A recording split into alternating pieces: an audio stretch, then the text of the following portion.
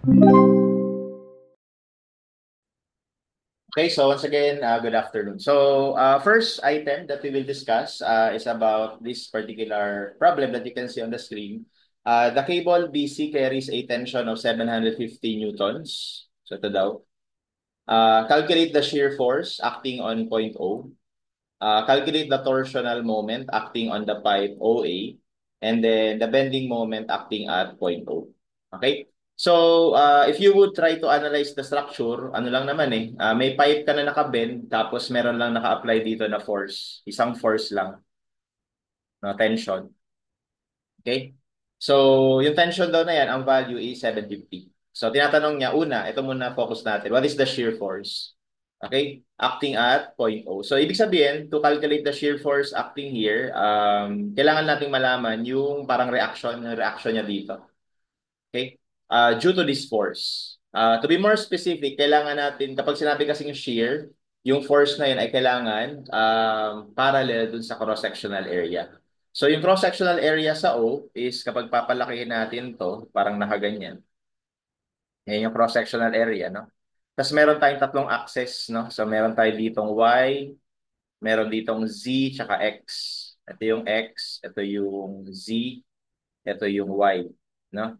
So, if you would take summation of forces, kita kagad na kung ano man yung, ano ba to, Y component ng tension, yun na rin kagad yung magiging reaction dito kasi wala namang ibang force na kokontra.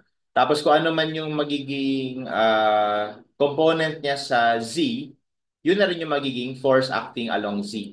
And then kung ano rin yung magiging component niya sa X, yun na rin yung magiging force acting along X. So ibig sabihin, hinahanap natin, kumbaga kailangan natin ma-identify alin doon sa tatlong yun yung magiging shear force natin, no? So, isulat ko lang. Bali dito meron tayong reaction. So, ang components nga pala ng T, kapag titignan natin, ito yung axis natin. So, as you can see, dahil tension niya, yung component niya papunta dito, yung component niya sa Z, bali forward, no? Kung iisipin mo to na forward, sa likod, backward. So, pa-forward yung tension niya. Tapos, yung component niya sa X is in that direction. Tapos, yung component niya sa Y is in that direction. Okay? Um, so, ang magre-resist niyan, itong area na to. So, bali, yung magiging reaction niya for the Z component ay ito. Okay? Tapos, yung magiging reaction niya for the Y component ay ito. Tapos, yung magiging reaction niya for the X component, ito kasi X component, papunta doon. So, dapat baliktad reaction niya. So, pag ganito. Ayan. Okay? So sa tatlong components na yan, pangalanan natin na OY, OZ, and OX. So sa tingin nyo, nasaan dyan yung magiging shear force? Kung re-reviewin lang natin ng kaunti, pag sinabi mo kasing shear force, yung force na yun kailangan parallel doon sa cross-sectional area. Ang pinag-uusapan natin na cross-sectional area ay ito. Definitely, yung OX, hindi yan shear force kasi siya ay acting perpendicular doon sa area. So, hindi yan yung hinahanap natin. Kapag titignan mo naman yung component na OY, mapapansin mo na parallel siya doon sa cross-sectional area. So, it is possible na ito yung shear force, no? Or definitely, this is a shear force on this plane. Now, kapag ka naisip mo yon, so syempre iisipin mo, kukumpitin ko na lang yung Y component nitong force na to, no? So, kasi nga yung kung ano yung may Y component nito, yun din yung may reaction dito. Now, the question now, kumbaga i-break down natin yung problem. Bago tayo makarating doon, paano nga ba ulit hanapin yung components itong force na to? Okay? So, sa two-dimensional force, I believe wala masyadong problema dahil we can apply sine or cosine o di kaya you can apply yung slope, di ba? Medyo konting siguro, hindi familiar yung karamihan kapag three-dimensional, no? Kaya dito discuss natin. Actually, ang gagawin ko dito, discuss natin paano hahanapin yung components ng force in 3D in two ways, no? Yung una ay based on geometry, no? So, geometry based muna tayo.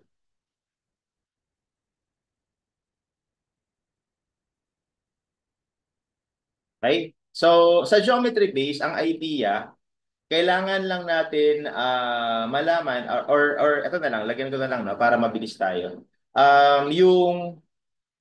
Yung force itself, okay, or the resultant force.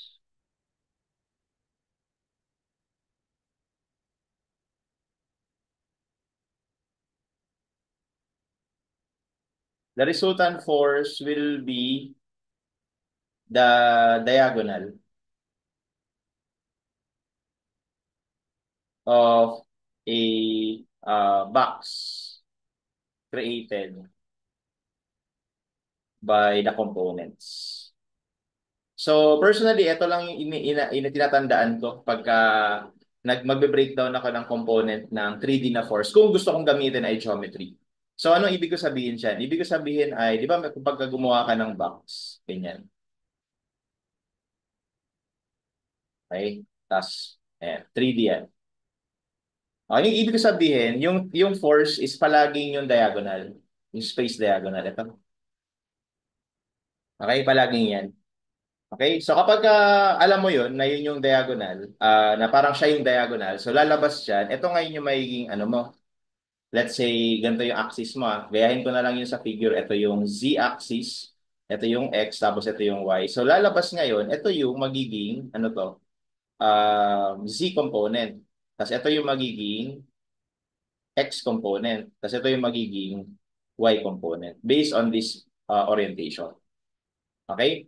And kapag ganyan tayo mag-isip, no, it will be easier for us to calculate the components. Ang kailangan lang natin kunin ay yung length ng diagonal. No? Kumbaga, ito mga to, may mga length ito.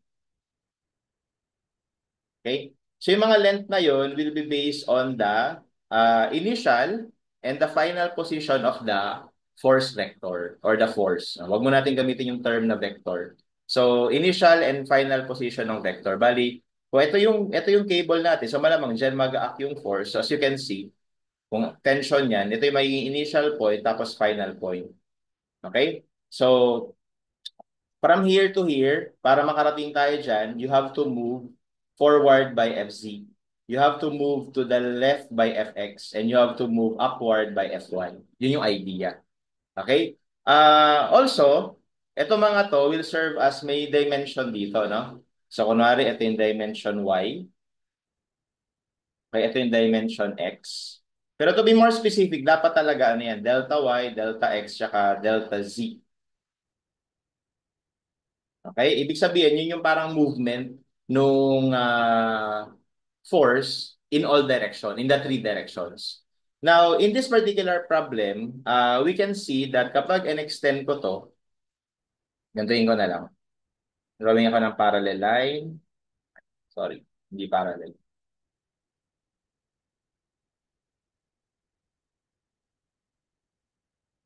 Kunwari, ito yung parallel kay ano. So, lipat natin dito. Ayan. So, as you can see, yung ano, yung X mo, dito tatama sa bandang ilalim nung Z-axis. No, kasi kung i-analyze mo, ito kasi naka-incline pababa by an angle of 30 degrees. Okay? So, ibig sabihin, itong distance na to will be equal to 1.6. So, ibig sabihin, yung delta X natin will already be equal to 1.6. Okay? Yun yung kumbaga distance ng dalawang endpoints along the x-axis. Okay? And then likewise, galing dito sa baba, pupunta tayo kay C eh. Ito si C, di ba? So, ito naman yung magiging ano ni C, displacement niya. Okay, displacement niya from A.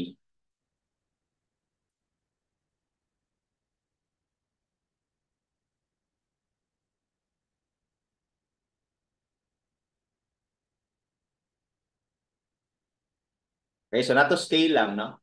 Yan yung magiging displacement niya from B, no? Bali si B kasi ang projection niya nandito eh. So ibig sabihin yung pagitan ni B at ni C vertically or from along the y-axis is itong 0.7 plus ito pa. Okay. Yung maliit na yan, masusukat natin yan from here. Ito rin yun, no? Kapag tinignan natin siya sa view na to, kapag dito ka tumingin, o nandiyan ka nakatingin, no? Ang makikita mo ay ito yung Y, ito yung Z-axis. No? So ito yung Z-axis, ito yung Y. So ito yung point A. Bali, ito yung X-axis, nandiyan din yung point A. Tapos itong ano na to, itong member AB, nakaganto siya. Ganyan siya. No? Nakabalik, naka-incline pababa. By an angle 30 degrees. So, ibig sabihin, itong measurement na to, ito yung tinutukoy ko. Itong height na to. Okay, yan kasi yung B, nandito yung B. Okay? Now, madali lang naman kasi alam natin na yung sukat nito ay 0.8. So, ibig sabihin, using triangles, ito ay 0.8 sine of 30 degrees. Kasi itong dimension na to will be 0.8 cosine of 30 degrees. Okay? So, in short, yung delta Z natin, delta Y pala, itong delta Y natin, is 0.7, hanggang dito lang yung 0.7, plus ito pa, which is equal dito, which is ito yun. Okay, so ibig sabihin, yung delta Y natin would be equal to 0.7 plus 0.8 sine of 30 degrees. Okay? And lastly, yung delta Z. Ito naman, ano naman yung displacement natin from B to C along the Z direction. Okay, so ito medyo tricky ng kaunti. Di ba kapag dito tayo nakatingin, ito yung binat natin. Yung C kaya, saan natin makikita? Saan kaya yan? So di ba, syempre, nandito yung banda. No? Nandito yung point C natin. Ayan. Okay? According to the figure, yung layo daw ng C from the y-axis is measured as 1.2. Yan. Okay? Pero ang hinahanap ko na delta Z, ito lang. Ito yung delta Z natin. Okay? Kumbaga yung displacement ni B at ni C along the Z-axis. Okay, ito yun. So, how can we measure that? Well, we already have established na ito ay 1.2, tapos mula dito hanggang dito ay 0.8 cosine 30. So, therefore, yung delta Z natin is yung difference lang na itong dalawa.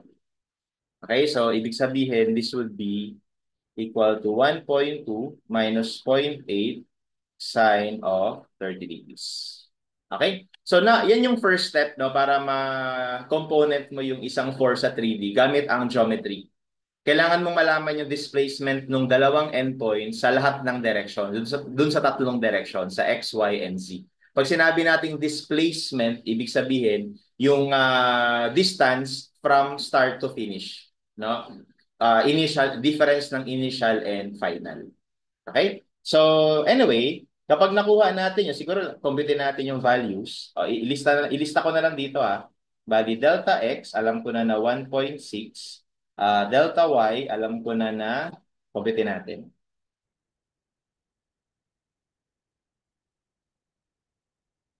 Okay, so that's 0.7 plus 0.8 sine 30. And that is 1.1. So, 1.1 naman ito. Tapos yung delta z, so ito naman yung 1.2 minus 0.8. Sorry, cosine pala to, no?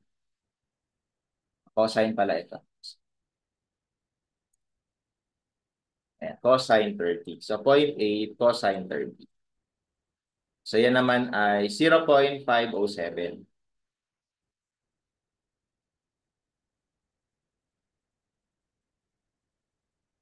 Okay?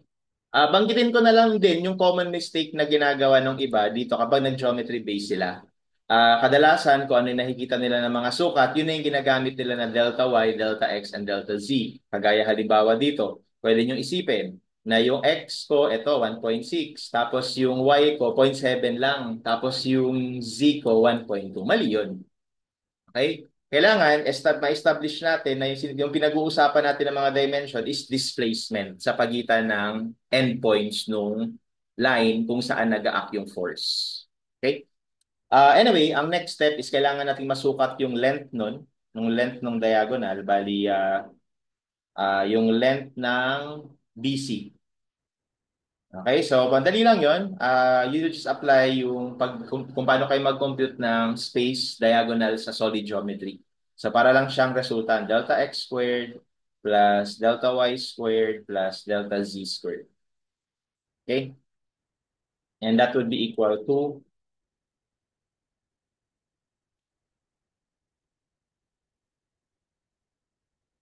okay, so may discrepancy na lang to, na 2.007 na lang. 2.007. Okay? Yan na yun. So ngayon, how do I find the component kapag meron na ako nito? So dito, gusto ko lang i-recall sa inyo, recall, from two-dimensional system. Naalala nyo to? Pag meron kang force, tapos meron kang slope, AB, na, di ba kukunin mo yung hypotenuse, tapos para makuha mo tong x component, yun ay F, multiply mo ng A over C, di ba? Para makuha mo yung Y component, yung F, multiply mo naman ng B over C. So, ang palatandaan dito, kaya A yung ginagamit kasi siya yung parallel doon sa hinahanapan mo ng dimension, I mean, ng component. Kung bakit B yung gamit, again, yun yung parallel kasi na part ng slope. Okay? And then palagi, yung nasa denominator is yung hypotenuse. So guys, dito naman, yung hypotenuse natin is yung length nito, which is itong LBC na to, or itong 2.007. Yan yung laging nasa denominator. Tapos yung nasa numerator is depende. Kung halimbawa naghahanap pa ng X component, edi dapat ito yun. Kung Y component, ito naman. Kung Z component, ito naman. Okay? So let's summarize. So the tension along X is equal to yung mismong tension, so nakalimutan ko, anong value? Ito pala, 750, no? Yung tension natin is 750. So that's going to be 750 multiplied by delta x, 1.6, divided by yung length ng diagonal. So parang ganito lang din yung format or yung logic niya. Okay? Ang problema lang dito is kailangan tayo ang mag-decide kung ano yung proper sign convention. By default, kung sino yung naka-indicate na direction ng x, yun yung positive ng z tsaka ng y. So, ibig sabihin, kapag baliktad yung direction natin dyan ay negative. So, pansinin nyo, yung x component natin sa figure ay papunta sa left. So, that's why tayo ang maglalagay dito na negative dapat yan. Okay? And then yung y component naman, 750 times 1.1 over 2.007. Tapos yung y component natin is acting upward naman. So definitely, this is positive. And then lastly, yung z component natin is 750 times 0.507 over 2.007. Once again, yung z component, kung titignan, ay pa-forward. So, acting along the positive. So, positive. Ayan. Okay? And if you would calculate, pwede natin, siguro store ko na lang to dito para exact. Kasi ito rin. Ayan. Okay? So, 750 times 1.6. Saan ko nga nilagay yung A ba? Ayan, sa 8. So, 597, 597.98. Negative newtons. Yung y components naman ay, palitan ko lang to ng 1.1. So, 411.11 newtons. And then, ito naman ay palitan lang natin ng B. Tama ba? Ayun. Hindi ko na ano. Sana nandito pa. Ito yun, no? Store natin sa B.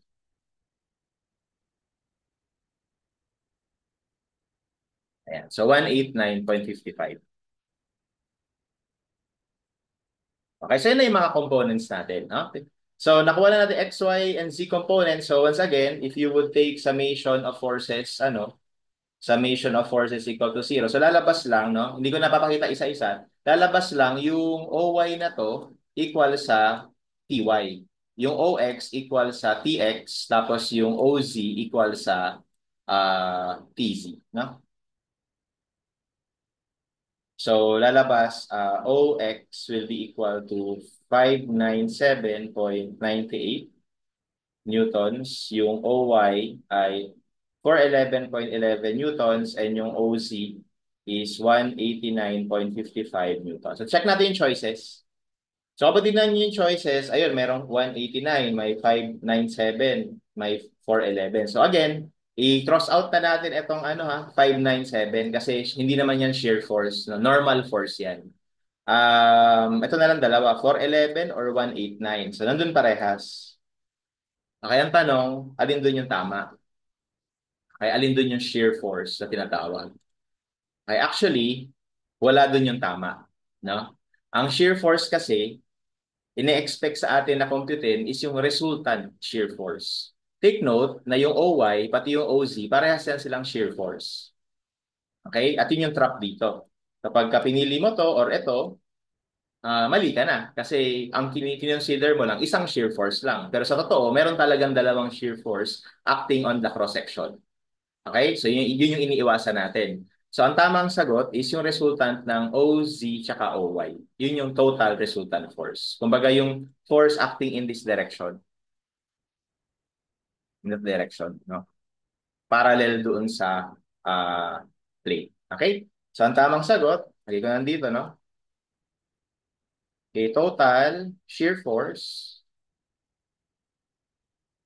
is actually the force acting on YZ. And that is square root of OY squared plus OZ squared. And the answer should be square root of 411.11 squared plus 189.55 squared. Ayan. So 452.7.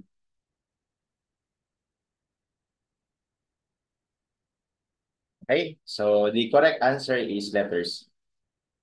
Alright, so again, kapag ka hindi mo masyadong grasp yung concept, no, dadalihin ka ni Ma'am Praxi, no, dun sa mga choices niya. Akala mo paglabas mo ng classroom or ng exam ay tama ka, no? Paglabas ng result, mali pala, no, yung mga sagot mo. Okay? So, okay na tayo sa number 1. Sa number 2 naman, calculate the torsional moment acting on 508. So, ano naman daw yung torsional moment acting dito? So recall lang ulit, pag sinabi nating torsional moment, kunyari meron tayong isang object. Okay, yung object na yan, meron tatlong axis. Axis niya along its length, ang tawag natin doon ay longitudinal axis. Okay, yung axis niya na perpendicular doon sa longitudinal, ang tawag natin doon ay transverse axis. Transverse.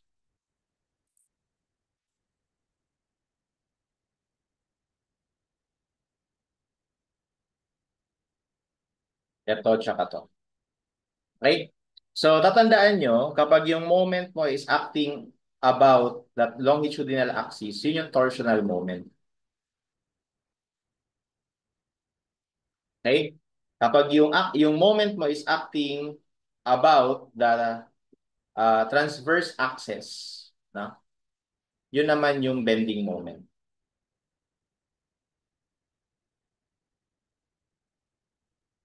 Okay, kasi yung effect niya dun sa object mo, ibe-bend niya. Yun namang torsion is i-twist niya, no? Kapag doon naka-act yung moment. So, we have to be particular with that.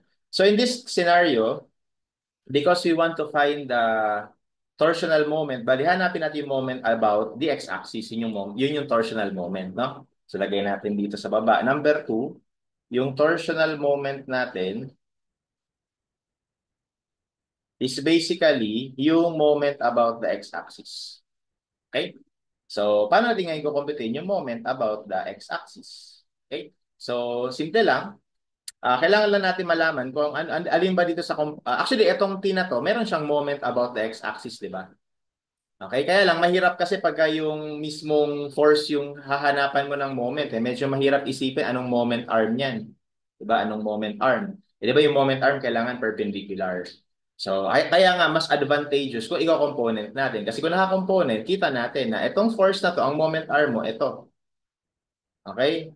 Itong force na to, potentially, ang moment arm mo, ito.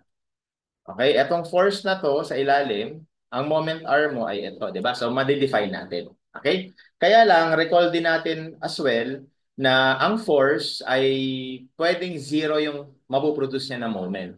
At kailan nagiging zero yung mapoproduce na moment ng force? Dalawa lang ang dahilan kung bakit ang force magiging zero ang moment niya about an axis. Number 1, is kapag yung force ay mag-intersect dun sa axis na yun, kung saan ka magro-rotate. Halimbawa, meron kang pintuan, 'di ba ang pintuan magro-rotate dun sa kabilang side kung saan opposite dun sa handle. So just imagine kapag nag-apply ka ng force dun mismo sa hinge, hindi mo mabubuksan yung pintuan kasi wala kang mapoproduce na moment kasi yung force na in-apply mo ay mag-intersect doon sa axis of rotation. So yun yung dahilan. Pangalawang dahilan ay kapag yung force na in-apply mo parallel doon sa axis of rotation. Okay? Kapag parallel yung force mo dun sa axis of rotation, wala siyang mapoproduce na rotation dun sa object na yun, no? So, anyway, isa-isahin natin. Unahin natin yung x component. Itong x component na to, meron ba itong rotation about the x-axis? Okay? Well, kakasabi ko lang, dahil ito ay x component, it's acting along the x-axis. It is definitely parallel doon sa x-axis. So that therefore itong force na to will not produce any moment about the x-axis. So ano lang yung magpo-produce ng moment? Ito lang. Itong y component. Pwede siya mag-produce ng moment kasi pag ganito, no? Pag ganyan. Or kung titingin tayo dito, 'di ba yung y component na ito yan eh, no? So lagyan natin ito yung y component na yun. So definitely yung y component na yun, pwedeng umikot about this axis. Okay, take note, ito rin yung x-axis natin. So, ibig sabihin, ito, pwedeng umikot dyan. Ayan. Okay, so meron siyang mapuproduce na moment. Ano pa? Etong huling component, will this produce a moment? Okay, pag tumingin ka dito sa 3D, kung hindi masyadong maganda yung imagination mo, medyo malilito ka, pero kung dito ka tumingin sa 2D sense, at yung component na to, ito rin yan. Okay, and ito yung point of rotation natin, di ba? So, as you can see, kapag nag-apply tayo ng moment about A, ang ikot mo pag ganito. So, ikot din siya. No? So, ibig sabihin, ito ikot din about the x-axis. So, therefore, meron tayong dalawang i-consider sa pagkuha ng moment about x, yung z component at saka yung y component. Okay? So, unahin na natin yung, o nga pala, sa direction-wise, no, kapag ka 3D, hindi na natin po pwedeng gamitin yung assumption lang natin na gusto ko counterclockwise positive, gusto ko clockwise positive, gano'n. Hindi po pwede yun. Ang sinusunod natin palagi dito na sign convention is yung right thumb rule, kung naalala pa.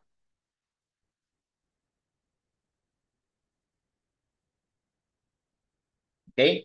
Na kung saan nakaturo itong thumb mo, okay, ituturo mo yung thumb mo dun sa axis kung saan positive. Halimbawa, ito yung axis na positive, no? X. So, ibig sabihin, itong rotation, itong apat mo na daliri, pag ganito, di ba? So, yun yung i-consider mo na positive direction. Yan. Yan yung right thumb rule. Okay? So, dito, dahil nagmo-moment tayo sa X, dito mo ituturo yung right thumb mo. So, ang ikot na positive ay pag ganito. Okay? So, this is the positive rotation. Pag ganyan. According to right thumb rule. So yung ikot nito parehas, baliktad. So parehas lang negative, no? Again, just to conform with the proper convention. Pero in this problem kasi, I think hindi naman importante yun kasi torsional moment na hinahanap. So that meron lang tayong reference kung ano ba yung ginagamit natin na proper sign convention. So parehas naman sila magne-negative. So at the end of the day, mag-a-add pa rin sila. Okay? So let's start with the moment about y, yung ty natin. Okay, TY. Ano ang moment arm ng TY? Again, sa 3D, medyo mahirap tignan, pero ito yun. Ito yun. Okay, kapag dito ka tumingin, ito yung makikita natin, ano? So, ito yung force na pinag-uusapan. So, yung moment arm natin, ito. And that is your 0.8 cosine 30 from earlier.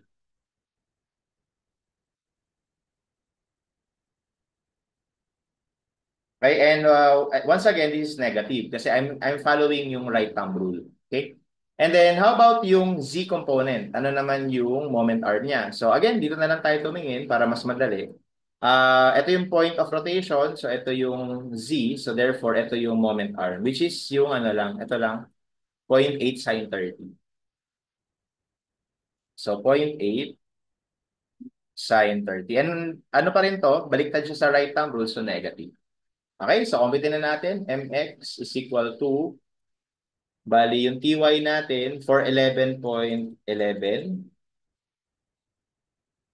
times 0.8 cosine 30. Okay, plus TZ is 189.55 times 0.8 sine 30.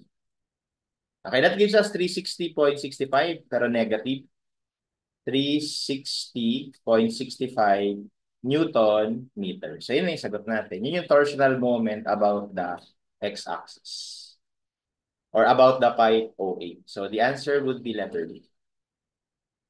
Okay, and lastly, calculate the bending moment at O. Ano naman yung bending moment dito? Okay, so once again, ang mangyayari sa point O, number 3 na tayo, number 3. Ito ulit yung ano natin, cross-section natin sa O. Yan. Okay, remember, meron tayong tatlong axis. Yan yung tatlong axis natin. So, alam natin na kanina na-compute na natin, may moment dito. Di ba? Mx. Okay, about x-axis.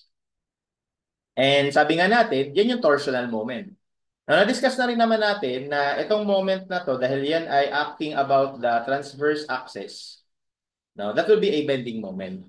Okay? Ang pagkakamali nyo lang siguro na pwedeng gawin dito is kapag kinompute mo yan yung sinagot mo. Okay? Kasi dito, hindi lang naman yan ang bending moment. Meron ding bending moment dito. Okay? So, ibig sabihin, or di kaya, vice versa. Ang isa pang pagkakamali mo, kapag kinompute mo yung MY, tapos yun na rin yung sinagot mo. Mali rin yun. Kasi pag sinabi mong bending moment, dito kasi ang tinutukoy niya is yung total bending moment. No? So, ibig sabihin, i-resultant ulit natin itong dalawang to. Okay? So, kailangan natin ngayon ma-compute yung MZ tsaka MY and then later on, i-resultant natin yun. Okay? So, anyway, let's start with MZ muna. Okay? Alright, so ano yung mga forces na mag-rotate about this axis? Okay, etong x component ba mag-rotate about the z axis? Okay, so siguro i-redraw natin para hindi tayo malito. Doon na lang tayo titingin.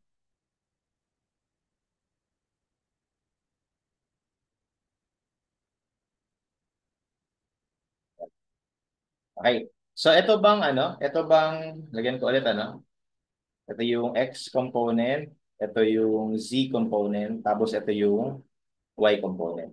So again, itong x component ba iikot about z-axis? So again, tanong mo, kung hindi ka sigurado, itanong mo sa sarili mo, yan bang force na yan parallel dito? Ang sagot ay hindi, no? So, yan bang force na yan magi-intersect doon sa axis na to? Based sa pinag-usapan kanina, hindi. Kasi ito tatama sa ilalim. Di ba sa ilalim nito, tatama. Ito, oh. No, sa ilalim siya tatama. Kasi meron siyang distance na pababa eh. Itong distance na to. So ito, tingnan nyo. Ito, hindi naman yung tatama dito. Di ba? Pag tinusok mo to papunta dun sa papel, di ba? So hindi yan tatama dito. So that's why, iikot siya. No? Hindi siya mag-intersect, hindi pa siya parallel, iikot to.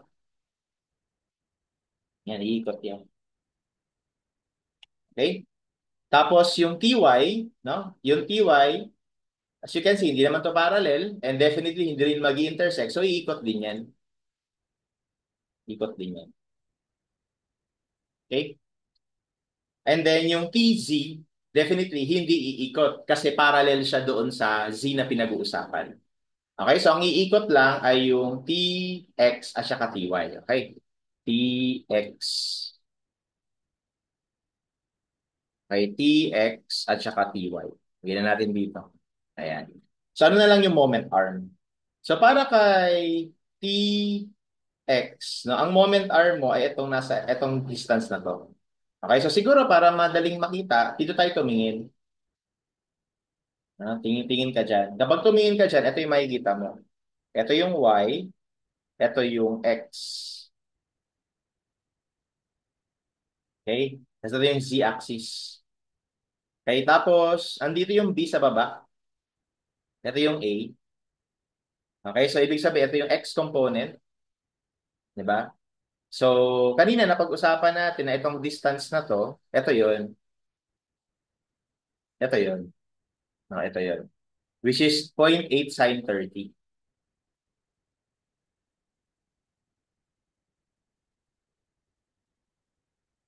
Okay, and basically, yan na mismo yung moment arm nitong force na to about this axis. Okay, 0.8 sine 30.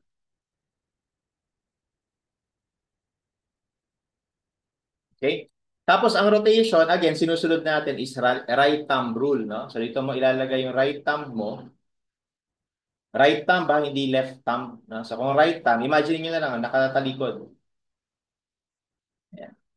Ayan. So hindi ako masyadong magaling mag-drawing, sorry.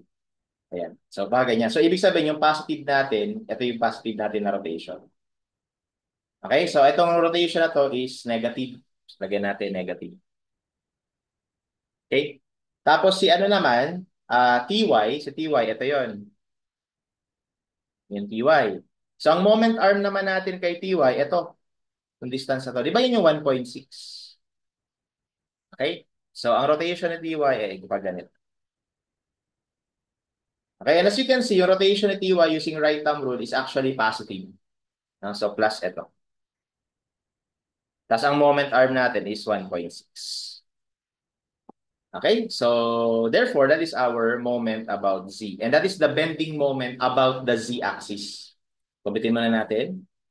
Okay, so negative. Tapos hindi natin kailangan isama yung negative dito ha, kasi yung negative na yun only pertains to its direction na to the left. Pero pagdating sa moment, tayo nagde-decide kung ano talaga yung tamang direction, no?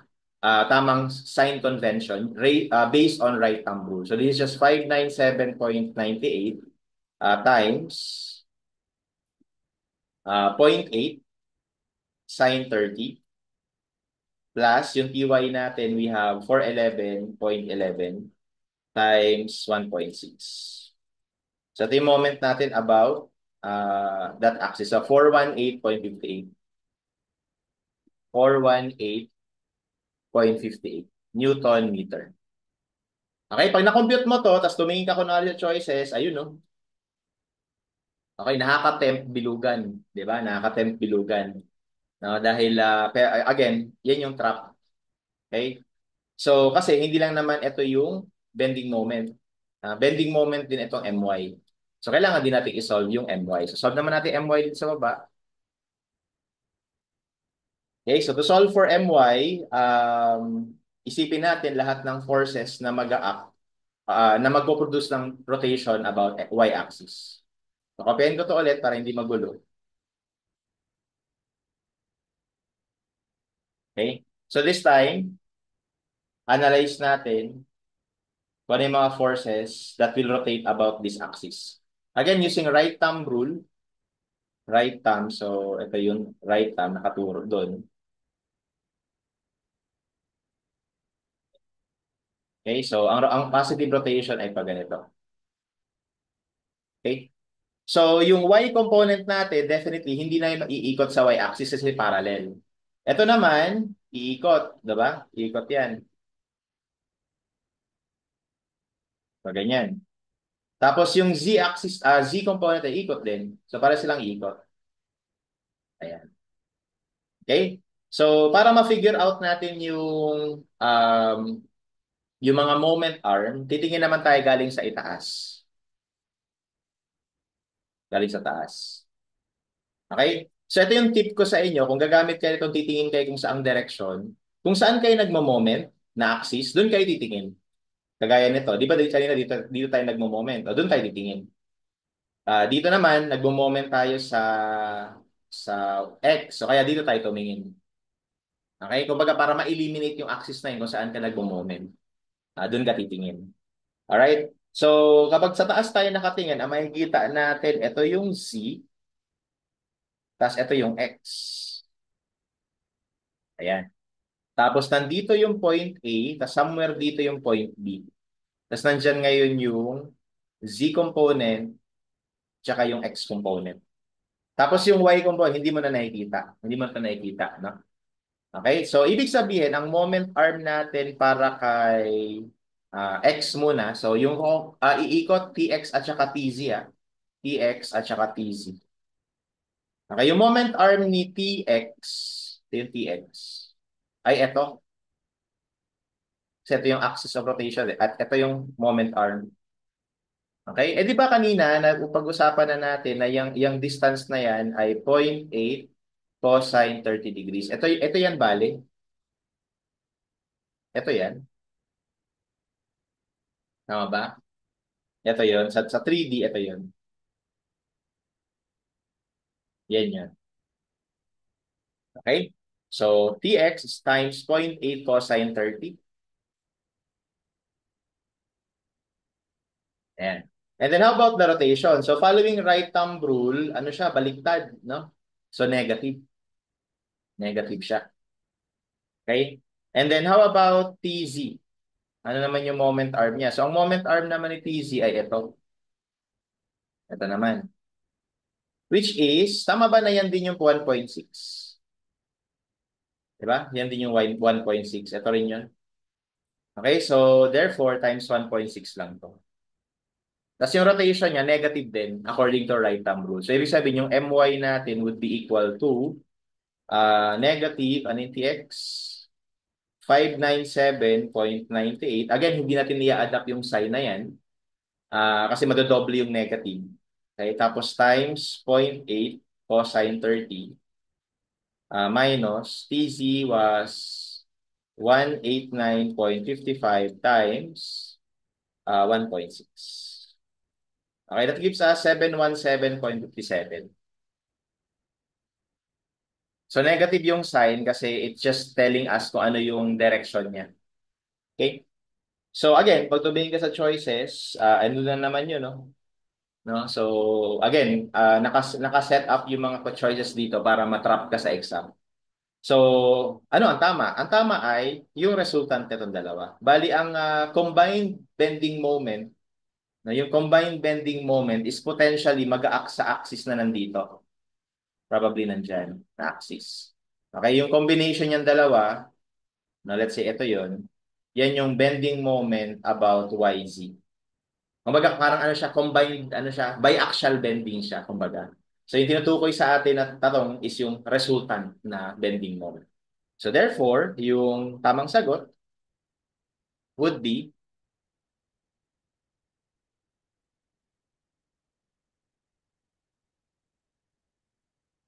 okay, will be yung resultant nung y tsaka z component. And that is simply square root of my squared plus mz squared.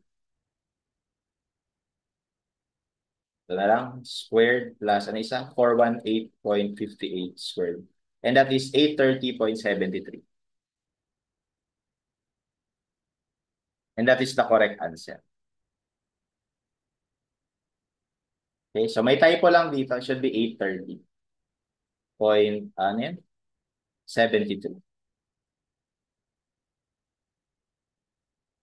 Okay? And that's how we solve this particular problem using geometry-based solution.